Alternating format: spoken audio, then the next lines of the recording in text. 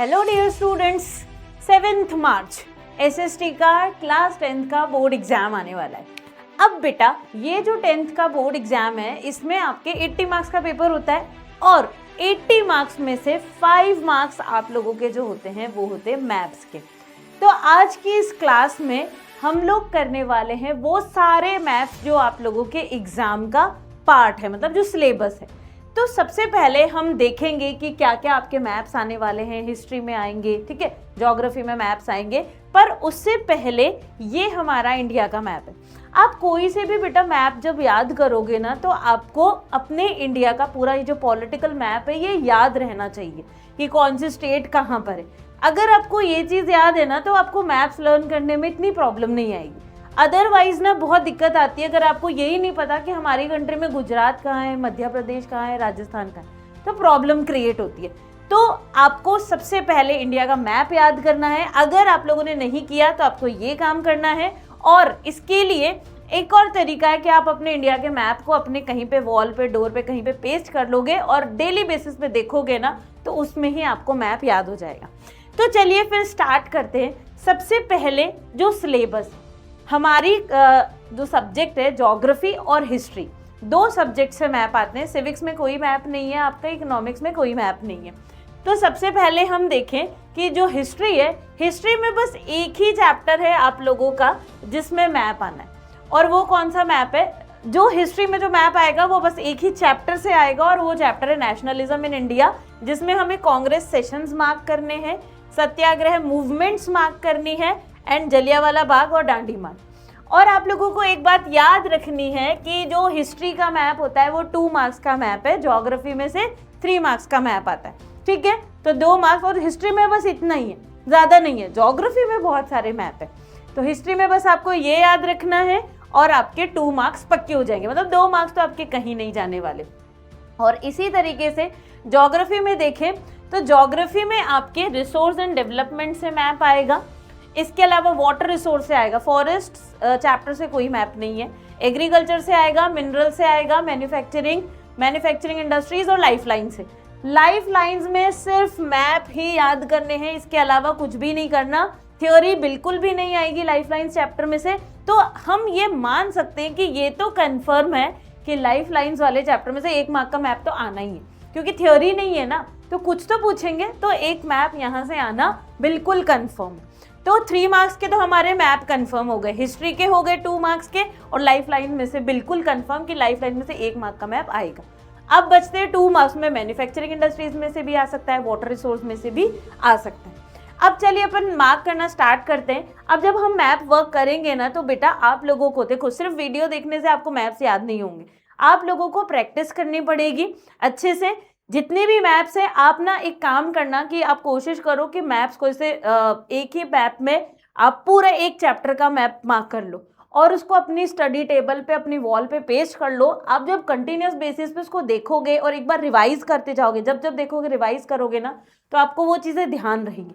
नहीं तो क्या होता है, मैप आज याद कर लिया और 2 दिन बाद फिर भूल जाते हैं। तो हमें कंटिन्यूसली उसको रिवाइज करना ज़रूरी होता है। तो आप मैप आप लोग भी फिल करते जाना, तो उसको मतलब इस तरीके से आपको याद रहेगा। सबसे पहले हमको इंडियन नेशनल कांग्रेस का मार्क करना है। तो इंडियन नेशनल कांग्रेस मद्रास, नागपुर और कैलकाटा।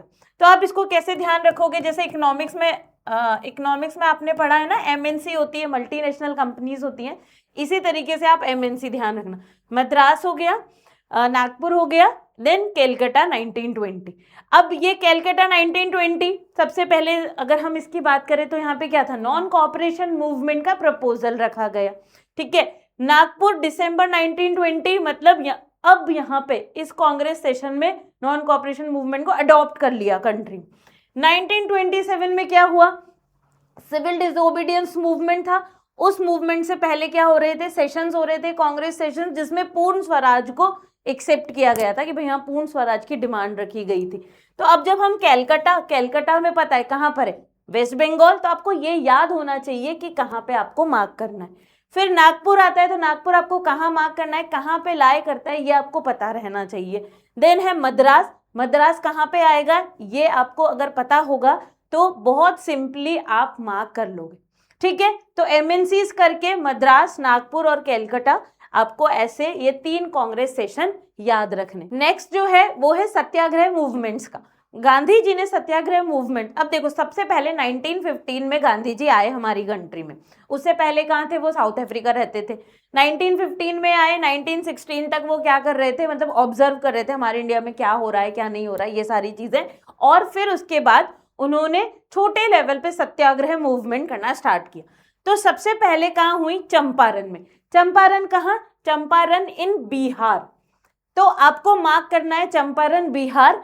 यहाँ पे मूवमेंट ऑफ इंडिगो प्लांटर्स, जो भी इंडिगो प्लांटर्स थे और जो वर्क करते थे उन लोगों के साथ जो एक्सप्लॉइटेशन हो रहा था उसको खत्म करने के लिए गांधी जी ने सत्याग्रह मूवमेंट स्टार्ट करी थी चंपारण बिहार में।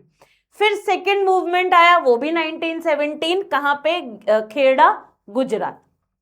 खेड़ा डिस्ट्रिक्ट कहाँ पर है, गुजरात पे। तो गुजरात पे मार्क करी। और ये था पीजेंट सत्याग्रह। पीजेंट्स को सपोर्ट करने के लिए, पीजेंट के प्रोटेक्शन के लिए उनसे जो ज्यादा टैक्स लिया जाता है और उनको बहुत ज्यादा उनसे क्या मांगा जा रहा है, जो रेंट्स वगैरह होते हैं और वेजेस कम मिल रहे हैं उनके काम, तो इसलिए यहाँ पे सत्याग्रह चला था। और लास्ट में जो थर्ड सत्याग्रह गांधी जी ने किया था वो था अहमदाबाद में। अहमदाबाद में कॉटन मिल वर्कर्स के लिए, कॉटन मिल में जो काम कर रहे थे जो वर्कर्स, उन लोगों को बहुत एक्सप्लॉइट करते थे उनके एम्प्लॉयर्स, उनको वेजेस नहीं देते थे, उनके प्रॉपर टाइम नहीं थे, बहुत ज़्यादा उनसे काम लिया जा रहा था, पैसा कम मिलता था। तो ये सारे रीजंस थे जिस वजह से गांधी जी ने अहमदाबाद गुजरात में 1918 में सत्याग्रह मूवमेंट करवाई। अब ये जो तीनों पार्ट है ये थ्योरी के पॉइंट ऑफ व्यू से भी इंपॉर्टेंट है और आप मैप में देखोगे तो मैप में भी इंपॉर्टेंट है। फिर आते हैं नेक्स्ट अमृतसर, जहां पे जलियांवाला बाग इंसिडेंट हुआ था। जलियांवाला बाग इंसिडेंट ये कब, जब रॉलेट सत्याग्रह गांधी जी ने स्टार्ट किया था उसके बाद जलियांवाला बाग यानी 1919 में जलियांवाला बाग इंसिडेंट हुआ था, जहां पे बहुत सारे इनोसेंट पीपल्स को जनरल डायर ने ओपन फायरिंग करवा दी थी और उसकी वजह से वो मारे गए थे। तो ये जलियांवाला बाग कहाँ पे, अमृतसर में। अमृतसर कहाँ पे, पंजाब में। तो आपको ये चीज ध्यान रखनी। अब एक और कि आप जैसे यहाँ पे आप मार्क कर रहे हो तो ये डॉट आपको ना मिलता जुलता लगाना है, ऐसा नहीं कि आप सोचो कि मैं यहाँ पे लगा दूं जलियांवाला बाग, तो वो आपका गलत हो जाएगा। थोड़ा बहुत आगे पीछे हो सकता है पर बहुत ज्यादा डिफरेंस भी नहीं आना चाहिए। क्लियर। तो 13 अप्रैल अमृतसर, जहां पे जलियांवाला बाग इंसिडेंट हुआ था। फिर हम देखें नेक्स्ट दांडी मार्च। दांडी मार्च जो स्टार्ट हुई थी ये कहां से, साबरमती आश्रम से। दांडी मार्च सिविल डिसोबीडियंस मूवमेंट की स्टार्टिंग थी, कि सिविल डिसोबीडियंस मूवमेंट जब गांधी जी ने स्टार्ट किया तो दांडी मार्च से ही स्टार्ट किया था। तो ये दांडी मार्च, दांडी एक कोस्टल टाउन है गुजरात में ही। गांधी जी अपने आश्रम मतलब साबरमती आश्रम से दांडी गए थे सॉल्ट लॉ को ब्रेक करने के लिए। तो कहां पर है दांडी, गुजरात में। कोस्टल टाउन है तो आप इस बाउंड्री के पास इसको मार्क करोगे। क्लियर। तो इतने ही मैप्स आपके हिस्ट्री में, बस इतने से मैप आपको दो, अगर आपने ये सारे मैप कर लिए ना तो आपके 2 मार्क्स तो कंफर्म है, क्योंकि इसमें से आपके 2 मार्क्स के मैप आएंगे।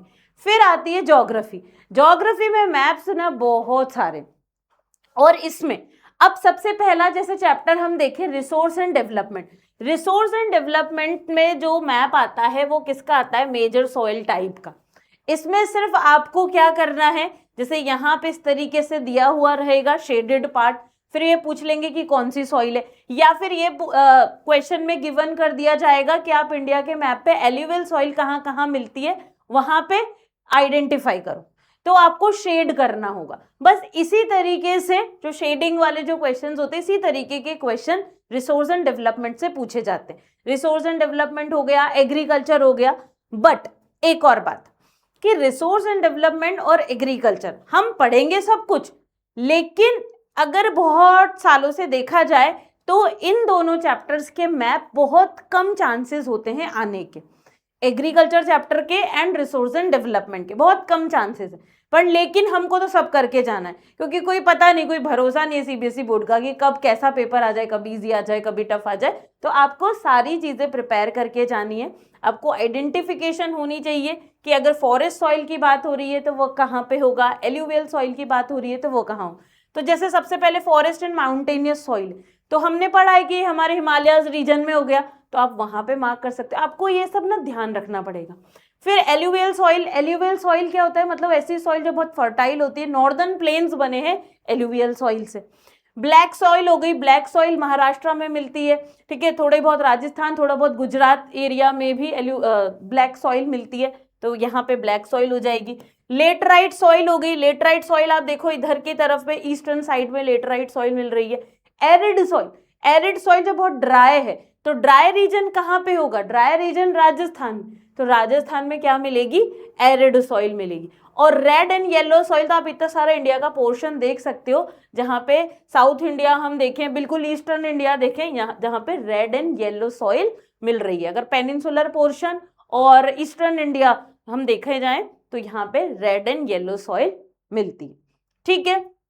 अब इसके बाद वाटर रिसोर्स का ये बहुत इंपॉर्टेंट है, डैम्स आपको याद करने ही हैं, मतलब डैम्स भी याद करने हैं और डैम्स किस रिवर पे बने हुए ये भी याद रखना है, क्योंकि लास्ट ईयर जब 2025 का बोर्ड एग्जाम आया था उसमें भी रिवर्स पूछी गई थी, तो आपको रिवर्स भी याद करनी है और डैम्स तो श्योरली करने ही करने, ठीक है। तो अब हमारे इतने सारे डैम्स हैं, अब आपको ये सब ध्यान रखने हैं कि कौन सा डैम कौन से स्टेट में हो, तो जब आपको स्टेट्स याद रहेंगी ना तो आपको मार्क करना इजी रहेगा। तो सबसे पहले हम स्टार्ट करें सलाल डैम की। सलाल डैम बिल्कुल हमारे इंडिया के अपर रीजन में, मतलब कश्मीर रीजन में, आपको ये याद रखना होगा।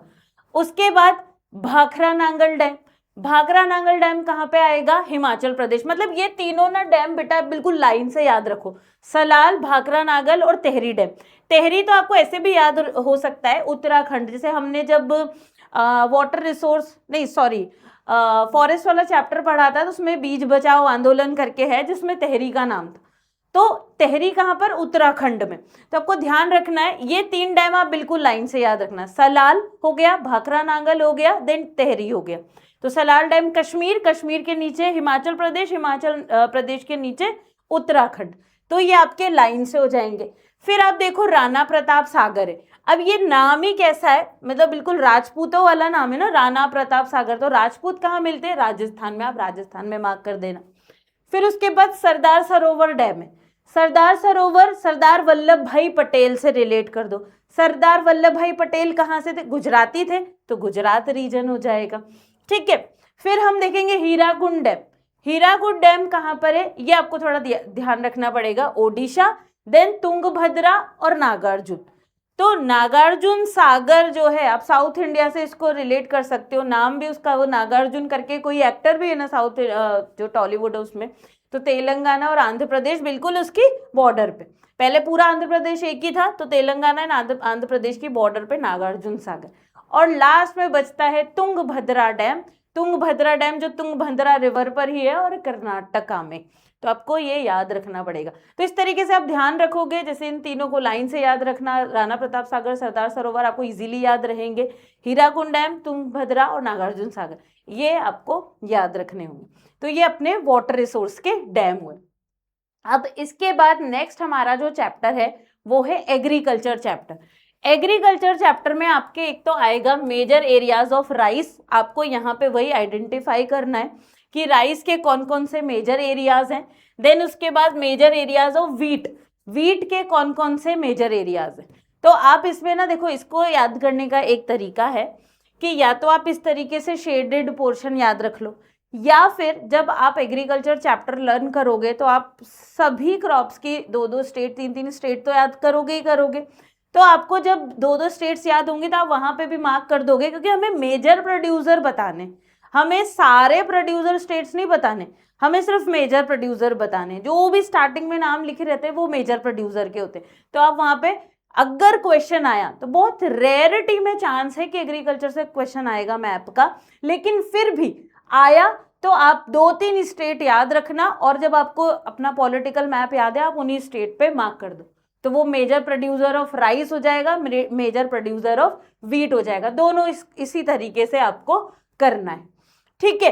फिर हम देखें कि हमारे लार्जेस्ट और मेजर प्रोड्यूसर स्टेट्स ऑफ इतने सारे, अब इनकी आपको याद रखनी होगी। जैसे शुगर केन सबसे ज्यादा प्रोड्यूस कहाँ हो रही है, उत्तर प्रदेश में, या आप उत्तर प्रदेश याद रखोगे तो आपको कोई दिक्कत आएगी क्या यहाँ पे मार्क करने में, नहीं, अगर आपको स्टेट्स याद है तो कोई दिक्कत नहीं आई, तो आप उत्तर प्रदेश क्या कर सकते हो, मार्क कर सकते हो, ठीक है। ये हो गया।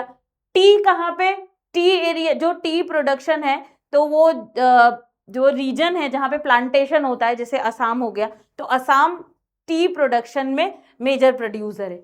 कॉफी, कॉफी कहाँ पे, कर्नाटका में, कॉफी कहाँ पे, कर्नाटका में। देन रबर की हम बात करें, रबर कहाँ पे मिलेगा, केरला में। Cotton Maharashtra, jute West Bengal. Jute जैसे हमने मैन्युफैक्चरिंग इंडस्ट्रीज में पढ़ा है, जूट कहाँ पे, हुगली रिवर के पास प्रोड्यूस की जाती है, तो हुगली रिवर कहाँ है, वेस्ट बंगाल में, तो जूट आपको ऐसे याद हो जाएगा। शुगर केन का पता ही है भाई, उत्तर प्रदेश हो गया। टी असम, कॉफी, कॉफी आपको, कॉफी कर्नाटका से कैसे याद रखोगे, जैसे कॉफी विद करण आता है तो कैसे, करण कैसे कर्नाटक, आप ऐसे याद रख सकते हो। देन कॉटन के लिए आपको महाराष्ट्र याद रखना होगा। रबर जो है, रबर केरला में, केरला का मेजर प्रोड्यूसर। क्लियर, तो ये आपको याद रखना है, या अभी आप याद रख लो। शुगर केन हो गया उत्तर प्रदेश, टी हो गया असम, देन कॉफी हो गया कर्नाटका, जूट हो गया वेस्ट बंगाल, कॉटन हो गया महाराष्ट्र और रबर केरला। तो इस तरीके से आपको जब स्टेट्स याद हो जाएंगी तो यहाँ मार्क करने में दिक्कत नहीं आएगी। पर फिर भी मैं आपको बता रही हूँ, एग्रीकल्चर रिसोर्स एंड डेवलपमेंट में से इन दोनों चैप्टर से मैप आने के चांसेस बहुत कम होते हैं। ठीक है, सबसे ज्यादा मैप के चांसेस किस किस से हैं, लाइफलाइंस, मिनरल्स, मैन्युफैक्चरिंग इंडस्ट्रीज और वाटर रिसोर्स, इन चारों चैप्टर में से। अब हम एक एक करके सारे करेंगे। Minerals and energy resources, iron ore mines, iron ore mines कहाँ कहाँ पे अवेलेबल है। तो ये आपको देखो, जब ये क्वेश्चन आएगा तो जैसे आपको सिर्फ दुर्ग दे दिया कि दुर्ग मार्क करो, और एक ही पूछा जाएगा, दुर्ग पूछ लिया, मयूरभंज पूछ लिया, बेलादिला पूछ लिया, कुछ भी, तो आपको अब इसमें ना आपको ये भी याद रखना पड़ेगा कि स्टेट कहाँ है। जैसे दुर्ग छत्तीसगढ़ में अवेलेबल है, ठीक है, मयूरभंज ओडिशा में, तो आपको स्टेट्स याद रखनी पड़ेगी। स्टेट्स याद हो जाएगी तो फिर आपको मार्क करने में कोई दिक्कत नहीं होगी। तो दुर्ग कहाँ पे है, छत्तीसगढ़ में, आपको छत्तीसगढ़ मार्क करना है। फिर हम बात करें मयूरभंज कहाँ पे, मयूरभंज है ओडिशा में, तो आपको यहाँ मार्क करना है। बेलादिला की बात करें तो बेलादिला और दुर्ग दोनों एक ही स्टेट में है, छत्तीसगढ़। कौन कौन सा, दुर्ग और बेलादिला दोनों एक ही स्टेट में, छत्तीसगढ़ में। फिर आती है बेलारी और कुदेरमुख, आप पेयर बना लो यहाँ पे, दुर्ग के और बेलादिला के, दुर्ग और बेलादिला छत्तीसगढ़, बेलारी और कुदेरमुख एक ही स्टेट कर्नाटका, बेलारी और कुदेरमुख पेयर बन गए। फिर अकेला बचा मयूरभंज जो कहाँ पे, ओडिशा का। तो दुर्ग, बेलादिला छत्तीसगढ़, कुदेरमुख और बेलारी कर्नाटक, देन मयूरभंज हो गया ओडिशा। ठीक है, तो आप जब याद रखने की कोशिश करोगे तो चीजें याद होंगी। हाँ, 2-3 बार आपको रिवाइज करना पड़ेगा पर याद हो जाएगी। फिर हम देखें कोल माइंस का, तो कोल माइंस सबसे पहली बोकारो कहाँ पे है, ये झारखंड में। कहाँ पे बेटा, झारखंड। अब आप इसको अगर रिलेट करना चाहो तो जैसे हमने टिस्को के बारे में पढ़ा है, आप लोगों ने छोटी क्लासेस में टिस्को पढ़ा होगा, Tata iron and steel industries. तो Tata iron and steel industries जहाँ पे प्रोड्यूस की, मतलब जहाँ पे है, जहाँ से वो आयरन मिलता है, तो वो कहाँ पे था, झारखंड में। तो अब जब आयरन होगा तो आयरन से स्टील बनाने के लिए कोल की भी रिक्वायरमेंट होगी, तो कोल भी कहाँ पे आपको मिल जाएगा, नहीं वो सॉरी वो जमशेदपुर था, जो टाटा आयरन स्टील इंडस्ट्री वो जमशेदपुर था। तो आपको ध्यान रखना है कि जो कोल प्रोडक्शन है वो कोल प्रोडक्शन कहाँ से, झारखंड में। तो कोल माइंस कहाँ है, झारखंड। अब रानीगंज, ये है रानीगंज, रानीगंज वेस्ट बंगाल, तालचेर ओडिशा और नेवली तमिलनाडु। ये आपको याद रखने पड़ेंगे, नेवली तमिलनाडु में, बोकारो झारखंड में, रानीगंज वेस्ट बंगाल और तालचेर ओडिशा। आप स्टेट्स याद रखोगे तो मार्क कर लोगे। ऐसे ही फिर आता है oil fields. Oil fields Digboi और नाहरकटिया दोनों पास पास है और एक ही स्टेट में, दिग्बोई और नाहरकटिया असम में। ठीक है, दिग्बोई और नाहरकटिया। फिर अब यहाँ पे भी पेयर बनेंगे, कलोल अंकलेश्वर दोनों ही गुजरात में। यहाँ पे भी ऑयल फील्ड्स में भी पेयरिंग है, दिग्बोई नाहरकटिया असम, कलोल और अंकलेश्वर गुजरात, देन बसेन और मुंबई हाई, ये ऑफशोर मतलब आपके पानी में मिलेगा आपको, अरेबियन सी में, ये कोई लैंड बाउंड्री में नहीं है, बसेन और मुंबई हाई। तो ये भी पेयर्स में याद रखना, बसेन और मुंबई हाई सेम जगह पे रहेंगे, कलोल और अंकलेश्वर गुजरात में रहेगा, जो आप देख रहे हो दिग्बोई और नाहरकटिया ये कहाँ पे, असम में होगा। तो ये भी पेयर्स में चलेंगे। फिर उसके बाद हम देखें thermal power plants. Thermal power plant Singrauli बड़ा ही फेमस है, मध्य प्रदेश। सिंगरौली कहाँ पर है? मध्य प्रदेश में। रामागुंडम साउथ इंडियन नेम, ये कहाँ पर है? तेलंगाना में। और नामरूप असम। तो असम में कितने सारे हो गए? तो नामरूप, सिंगरौली और रामागुंडम। तो रामागुंडम तेलंगाना, सिंगरौली हो गई मध्य प्रदेश और नामरूप हो गया असम में। ठीक है, तो याद करना है। अब हम देखते हैं nuclear power plants. Nuclear power plants कहाँ कहाँ पे? नारोरा उत्तर प्रदेश, नारोरा उत्तर प्रदेश, काकरापारा गुजरात, तारापुर महाराष्ट्र। तारापुर आप जैसे यहाँ पे नारोरा तो अपन को पता है उत्तर प्रदेश में, तारापुर आप याद रख सकते हो ताराबाई शिंदे के नाम से, वो महाराष्ट्र में। काकरापारा, काकरापारा गुजरात में। और कलपक्कम तमिलनाडु। कलपक्कम कहाँ पे? तमिलनाडु। काकरापारा गुजरात, तारापुर महाराष्ट्र और नारोरा उत्तर प्रदेश। ये आपके पूरे मिनरल्स एंड एनर्जी रिसोर्सेज के इतने सारे मैप्स। ठीक है, अब हमारा नेक्स्ट चैप्टर आएगा मैन्युफैक्चरिंग इंडस्ट्रीज। मैन्युफैक्चरिंग इंडस्ट्रीज में सबसे पहले software technology park. Software technology park कहाँ कहाँ पे है? नोएडा हो गया, गांधीनगर, मुंबई, पुणे, बेंगलोर, हैदराबाद, चेन्नई, तिरुवनंतपुरम। ये आपको याद रखने होंगे। अगर जैसे ये क्वेश्चन में आया तो क्वेश्चन में आ जाएगा कि गांधीनगर मार्क करो, सॉफ्टवेयर टेक्नोलॉजी पार्क इन गांधीनगर मार्क करो, तो आपको वो कहाँ मार्क करना है ये आपको याद रहना चाहिए। गांधीनगर जैसे गुजरात हो गया, हैदराबाद आपकी कहाँ पे है, चेन्नई कहाँ पे, तिरुवनंतपुरम कहाँ है। तो आपको स्टेट्स याद रहेंगी तो फिर आप इजीली क्या कर लोगे? मार्क कर लो। क्लियर? तो इसीलिए सबसे पहले ना स्टेट्स वाला मैप मैंने आपको दिया था कि आपको सबसे पहले स्टेट्स याद करनी। जब स्टेट्स याद होगी उसके बाद आप ये याद करना, तो आपको इजी रहेगा लर्न करना मैप और प्रैक्टिस करना। आपको प्रैक्टिस मैप पे खुद प्लॉट करने पड़ेंगे, तभी आप एग्जैक्ट जगह पे प्लॉट कर पाओगे। अदरवाइज आप क्या है बहुत ज्यादा आगे पीछे करो, तो आपको प्रैक्टिस भी करनी। फिर नेक्स्ट है cotton textile industries. Cotton textile industries Kanpur. Kanpur कहाँ? उत्तर प्रदेश में आ गया, तो आपने उत्तर प्रदेश मार्क कर लिया। इंदौर, इंदौर कहाँ है? ये मध्य प्रदेश में, आपने मध्य प्रदेश मार्क कर दिया। फिर हम बात करें सूरत की, तो सूरत कहाँ पर है? सूरत है आपका गुजरात में, तो गुजरात आपने मार्क कर लिया। मुंबई महाराष्ट्र, आपने महाराष्ट्र में मार्क कर लिया। देन उसके बाद कोयम्बटूर, ये बिल्कुल देखो ना तो केरला में, ये तमिलनाडु, क्योंकि केरला की बॉर्डर के उधर की तरफ है, तो तमिलनाडु हो गया, तो आपने वो मार्क कर लिया। Iron and steel plants, iron and steel plants Bokaro, ठीक है, बोकारो हो गया, दुर्गापुर हो गया, जमशेदपुर, विजयनगर, सलेम और भिलाई।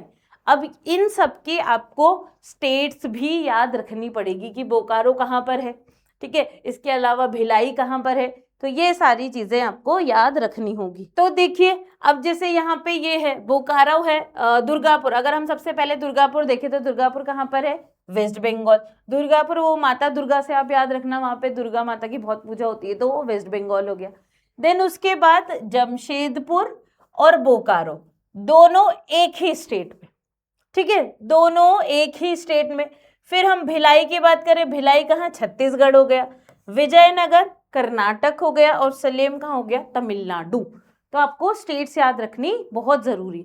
अब लास्ट बिल्कुल आपके चैप्टर है life lines of national economy. इस चैप्टर में थ्योरी आपके कुछ नहीं आएगी, आपके सिर्फ मैप्स आएंगे। मेजर पोर्ट्स के, सी पोर्ट्स के और एयरपोर्ट्स के, दो मैप है आपके, international airports and major sea ports. तो ये आपको बिल्कुल याद रखना है, बिल्कुल। अब एक तो वेस्ट साइड में, वेस्टर्न डायरेक्शन में और ईस्टर्न डायरेक्शन में लाइन से आपको याद रखना है। कांडला, मुंबई, मार्मागांव, न्यू मैंगलोर, कोची, टूटिकोरिन, चेन्नई, विशाखापट्टनम, पैरादीप और हल्दी। तो ये सारे आपके मेजर सी पोर्ट्स हैं। फिर इसके बाद हम देखें कि इंटरनेशनल एयरपोर्ट्स कौन कौन से, तो आपके राजा सांसी, ठीक है, अमृतसर, दिल्ली इंदिरा गांधी इंटरनेशनल एयरपोर्ट कहाँ पर है? दिल्ली में आपको मार्क करना है।